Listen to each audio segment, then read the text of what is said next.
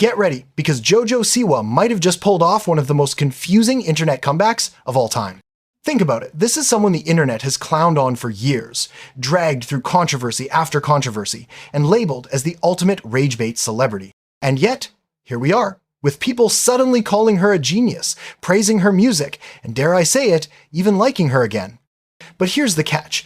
Is this a real redemption arc, or just another one of JoJo's famous identity switch-ups?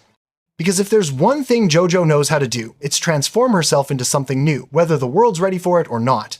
To understand the chaos that is JoJo Siwa today, you have to rewind to where it all began. For most kids, childhood is about school, friends, and maybe a few awkward hobbies. For JoJo, childhood was a stage, literally. She became a household name on Dance Moms, instantly recognizable for the oversized bows glued to her ponytail and a personality louder than the sequins on her costumes. And that branding, the bows, the glitter, the unapologetically extra vibe wasn't just a phase, it became an empire. JoJo turned into Nickelodeon's golden child, launched her own product lines, and produced music that went viral with kids everywhere.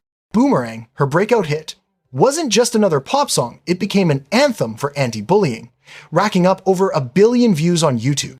To put that into perspective, JoJo Siwa had more views on one track than many mainstream artists ever see in their entire careers. For a while, she was untouchable, a rainbow-colored powerhouse with deals from Kidz Bop to Nickelodeon, a net worth climbing into the millions before she even turned 18, and the kind of fame most child stars only dream about. But here's the thing about building an empire on a childlike image. You eventually grow up, and when JoJo did, things got messy. When JoJo Siwa decided to grow up, she didn't just outgrow the bows, she nuked the entire brand. Gone were the glittery tracksuits, the candy-colored stage lights, the squeaky clean Nickelodeon star image. In its place, a chaotic mix of edgier outfits, darker aesthetics, and some of the most questionable music rebrands we've seen in recent memory. At first, fans thought it was just JoJo experimenting. After all, who doesn't go through a rebellious phase? But this wasn't just a teenager dyeing her hair black and calling it a day. JoJo was rewriting her identity every other month. One moment, she's announcing a brand new genre she called G-pop, like K-pop, but as she put it, gay pop. The next, she's releasing music videos that looked more like a TikTok skit than a serious production. And then came the real drama. If JoJo's rebrand was confusing, her personal life was absolute chaos. She wasn't just making headlines for music anymore, she was trending for cheating scandals, messy relationships, and public drama that made even reality television stars look calm. Fans were stunned when rumors spread that she cheated on her girlfriend, only to then go public with Chris Hughes in a relationship that felt less like a romance and more like a social media stunt. To make things worse, she managed to do all of this live, in front of cameras, where the internet could dissect every move. Her music didn't help either. Songs like Karma became instant meme material, not because people loved them, but because they were so bad they went viral. She was no longer seen as Nickelodeon's poster child, she was the internet's favorite punching bag. Every few weeks, JoJo seemed to invent a new era for herself, and instead of solidifying her career, it gave people whiplash. She wasn't building an audience, she was confusing them. By this point, JoJo had earned a reputation, not for talent, not for longevity, but for chaos. People started watching her the same way you watch a car crash horrified but unable to look away. And yet, just when it seemed like her career had completely crashed, she pulled her signature move. Now, here's where the internet plot twist kicks in, because against all odds, JoJo Siwa is being liked again? I know, it sounds impossible. For years, she's been the definition of a rage bait celebrity, but in the past few months, something strange started happening. Comments under her TikToks shifted from pure roasting to actual praise. People weren't just hate watching anymore, they were admitting, almost reluctantly, okay, wait, why do I actually like this?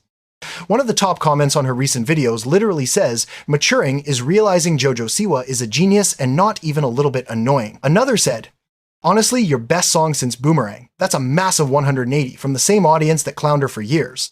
But what exactly triggered this shift? It wasn't just one thing, it was the perfect storm of 3 moves, a new song, a new vibe, and a surprising dose of self-awareness. The centerpiece of JoJo's so-called redemption arc is her latest track, Raspy. And let's be real, is it the best song ever? I don't think so. Does it sound like a Grammy contender? Definitely not. But compared to her older releases, this feels like a giant leap forward. For the first time in years, people are saying, wait, this actually isn't bad. The name alone Raspy is clever. It directly references one of the internet's long-running jokes about her voice when she covered Bette Davis' eyes. Instead of pretending it never happened, JoJo leaned into the meme. And that's a powerful move in today's culture. Because here's the truth, the internet loves self-awareness. Nothing wins back a crowd faster than someone who can laugh at themselves while still putting out something genuine. And JoJo nailed that balance. The lyrics of Raspy touch on fame, growing up in the spotlight, and the toll it takes on your identity.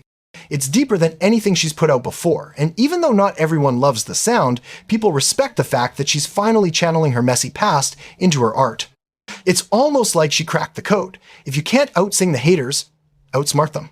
And the timing couldn't be better, because along with Raspy, JoJo has been posting TikToks that are nearly impossible to hate. From wholesome edits inspired by Inside Out to candid behind-the-scenes moments, she's giving fans something refreshing. JoJo without the performance mask. And honestly, it's working. Now here's the thing, even though JoJo's getting praise again, it's not like the internet suddenly crowned her the next pop queen. The reaction is split right down the middle. On one side, you've got fans saying things like, anyone else starting to like JoJo Siwa again? Proud. I never hated JoJo.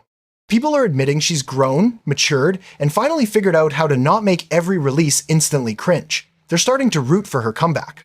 But on the flip side, the haters didn't vanish. They just got more focused. A lot of the negativity now isn't even about her music, it's about her personal life. And this is where things get messy again. After her very public cheating scandal, JoJo started dating Chris Hughes. But instead of it being seen as a wholesome new relationship, the internet immediately started clowning it. Comment sections lit up with phrases like, JoJo Siwa in her lavender marriage is sending me. Bet their favorite color is lavender. If you don't know, a lavender marriage is basically a relationship that exists for appearances rather than genuine love. And whether it's fair or not, that's the label the internet slapped on JoJo and Chris. Fans pointed out how sudden the switch-up felt like JoJo went from chaotic scandals to wholesome couple mode overnight. And because the internet loves a conspiracy, people started speculating that the whole relationship was just a PR move to clean up her image. Put simply, her music might be slowly winning people back, but her personal life is still a battlefield. And every TikTok she posts with Chris gets dragged way harder than her solo content. So even in her comeback era, JoJo Siwa can't escape the controversy completely. Here's the thing that makes JoJo's comeback different from her old drama cycles. She's finally leaning into the joke. For years, she tried to force people to take her seriously. The new genre, G-pop, the edgy rebrand, the over-the-top performances. But none of that landed.